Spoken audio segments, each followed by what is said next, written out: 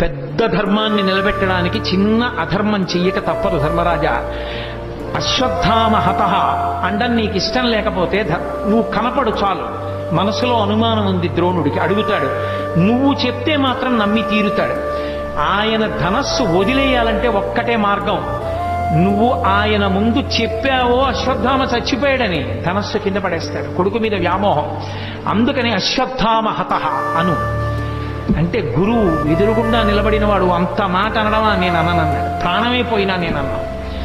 అనక తప్పదు. పెద్ద సత్యాన్ని పెద్ద ధర్మాన్ని ఆవిష్కరించడానికి చిన్న అధర్మం చెయ్యాలి. పోనీ అబద్ధం చెప్పద్దు.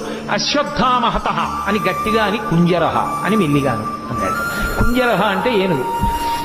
ధర్మరాజు గారు వెళ్ళగానే చూశాడు ద్రోణాచార్యుల వారు అబద్ధం ఆడటం అని.